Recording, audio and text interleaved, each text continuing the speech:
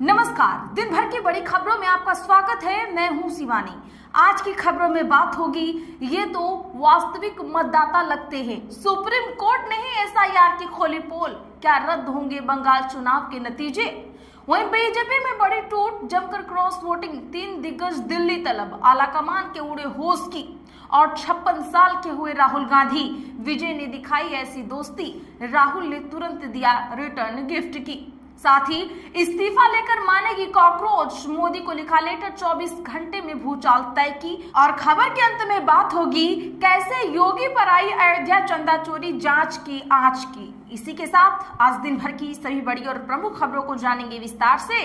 उससे पहले एक नजर सुर्खियों पर। बंगला सुरक्षा विवाद को लेकर लालू के आरोपों पर डिप्टी सीएम का पलटवार। विजेंद्र यादव बोले, नीतीश ने तेजस्वी को उप मुख्यमंत्री बनाया, उसको बिहार से मतलब नहीं, विदेश भागल रहता है।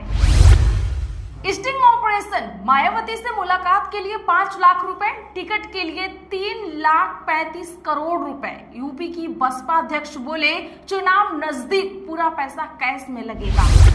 राजस्थान में टेलीग्राम पर नीट का पेपर बेचने वाला हुआ गिरफ्तार, अमेरिकी नेटवर्क का इस्तेमाल कर रहा था। दिल्ली हाईकोर्ट बोला, टेलीग्राम पर रोक जारी रहेगी।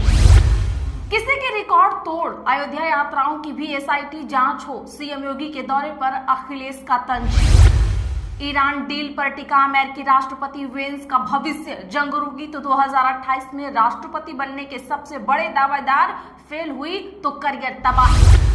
आप पहले कलाकार हैं, इसके बाद प्रधानमंत्री हैं, रवि किशन से बोले पवन सिंह। अब सोशल मीडिया पर हुए ट्रोल, यूजर बोले ये हमेशा नशे में रहता है। राज्यसभा चुनाव के तहत झारखंड में क्रॉस वोटिंग नंबर रहते हुए भी कांग्रेस उम्मीदवार की हार, भाजपा समर्थित उद्योगपति नाथ वानी जीते 12 राज्यों की 26 सीटों में से 19 एनडीए। कंगना जी बचकर, सायोनी घोष आपकी जगह न कब्जा लें, लिखने वाले सपा विधायक पर उत्तर प्रदेश में एफआईआर, फेसबुक पर किया था पोस्ट। ममता बनर्जी को एक और झटका, पूर्व मंत्री ज्योति प्रिय मल्लिक ने दिया टीएमसी के सभी पदों से इस्तीफा। शिवसेना का 60वां स्थापना दिवस आज, 2 गुटों की अलग अलग रैली, शिंदे के कार्यक्रम में 6 बागी सांसद पहुंच सकते हैं। जियो का आईपीओ जल्द, 27 करोड़ शेयर जारी होंगे, सेबी के पास दस्तावेज जमा। मुकेश अंबानी बोले, आकाश, ईसा और अनंत जिम्मेदारी संभालेंगे।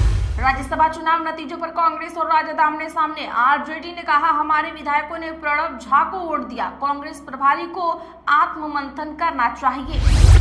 ओम प्रकाश राजभर बोले, सपा टूटी तो अखिलेश के असली चाचा बनेंगे प्रमुख, घमंडी चाचा प्राइमरी मास्टर रह जाएंगे, बगावत तो बागी बलिया ही करेगा। एक बार में ही नानी याद आ जाती, नीट री एग्जाम से पहले किनसे बोले अरविंद केजरीवाल।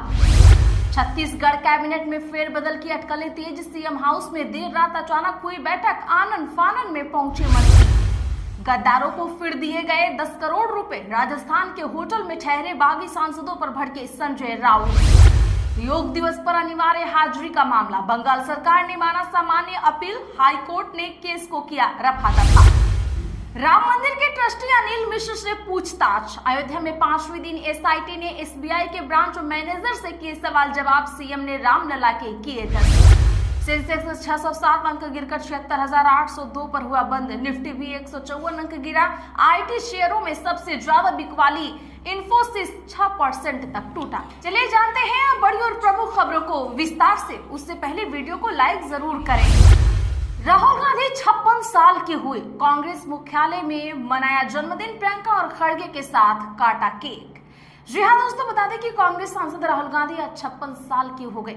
वह प्रियंका गांधी के साथ दिल्ली स्थित कांग्रेस मुख्यालय इंदिरा भवन पहुंचे। यहाँ उन्होंने कांग्रेस अध्यक्ष मल्लिकार्जुन खड़गे, प्रियंका गांधी, कांग्रेस नेताओं और कार्यकर्ताओं की मौजूदगी में केक काटकर जन्मदिन मनाया। उनका जन्म 19 जून 1970 को दिल्ली में हुआ था। राहुल गांधी के जन्मदिन पर पीएम नरेंद्र मोदी, कांग्रेस नेता शशि थरूर, मल्लिकार्जुन खड़गे और इंडिया ब्लॉक के कई नेताओं ने शुभकामनाएं दी। दिल्ली में कांग्रेस मुख्यालय के बाहर बर्थडे के पोस्टर लगाए गए। वाराणसी में कार्यकर्ताओं ने उनकी तस्वीर पर दूध चढ़ाया। कॉकरोच जनता पार्टी के फाउंडर ने प्रधानमंत्री को लिखा लेटर, कल दिल्ली में फिर होगा प्रदर्शन। जी हां, बता दें कि कॉकरोच जनता पार्टी के फाउंडर अभिजीत दीपके ने पीएम मोदी से नीट स्टूडेंट्स के पीड़ित परिवारों को 1-1 करोड़ रुपए मुआवजा देने की मांग की है। दीपके ने आज पीएम मोदी को पत्र भी लिखा है। इसमें केंद्रीय शिक्षा मंत्री धर्मेंद्र प्रधान की इस्तीफे की भी मांग की है। उन्होंने लिखा कि देश का माहौल युवाओं के जीवन और मानसिक स्वास्थ्य को प्रभावित कर रहा है। उन्होंने चेतावनी दी कि कार्रवाई नहीं होने पर छात्रों और अभिभावकों में निराशा और भी बढ़ सकती है। उधर सीजेपी कल यानी 20 जून को दिल्ली के जंतर मंतर पर फिर से प्रदर्शन करने वाले हैं। इससे पहले नागपुर, जयपुर, बेंगलुरु, हैदराबाद, पुणे और अमृतसर में प्रदर्शन कर चुके हैं। बंगाल मतदाता सूची विवाद पर अदालत सख्त, नाम हटाने वाली याचिका पर जल्द फैसला करने का दिया निर्देश। बता दें कि पश्चिम बंगाल में विशेष गहन पुनरीक्षण के दौरान मतदाता सूची से नाम हटाए जाने के मामलों पर सुप्रीम कोर्ट ने अहम टिप्पणी की है। शीर्ष अदालत ने एक वरिष्ठ वकील की याचिका पर सुनवाई करते हुए अपीलीय न्यायाधिकरण को निर्देश दिया कि वह मामले का जल्द निपटारा करे। अदालत ने कहा कि पहली नजर में याचिकाकर्ता पश्चिम बंगाल के वास्तविक निवासी प्रतीत होते हैं। इस टिप्पणी के बाद मतदाता सूची संशोधन प्रक्रिया और उससे जुड़े विवाद एक बार फिर चर्चा में आ गए हैं। मामला 75 वर्षीय एक वकील से जुड़ा हुआ है, जिनका नाम विशेष गहन पुनरीक्षण प्रक्रिया के दौरान मतदाता सूची से हटा दिया गया था। याचिकाकर्ता के वकील ने सुप्रीम कोर्ट को बताया कि वह पिछले करीब 50 वर्षों से वकालत कर रहे हैं और एसआईआर से पहले वैध मतदाता थे। नाम हटाए जाने के खिलाफ उन्होंने अपीलीय न्यायाधिकरण में अपील दायर की थी, लेकिन उस पर अब तक फैसला नहीं हुआ। इसी के बाद मामला सुप्रीम कोर्ट पहुंचा। कर्नाटक एमएलसी चुनाव में क्रॉस वोटिंग से बीजेपी आलाकमान नाराज, 3 बड़े नेता दिल्ली तलब। जी हां, बता दें कि कर्नाटक विधान परिषद चुनावों में हुई भारी क्रॉस वोटिंग को लेकर भारतीय जनता पार्टी का केंद्रीय नेतृत्व सख्त हो गया है। पार्टी के राष्ट्रीय अध्यक्ष नितिन नवीन ने इस पूरे मुद्दे को बेहद गंभीरता से लिया है। कर्नाटक के भाजपा प्रदेश अध्यक्ष BY विजेंद्र सहित कई अन्य वरिष्ठ नेताओं को दिल्ली तलब किया गया है।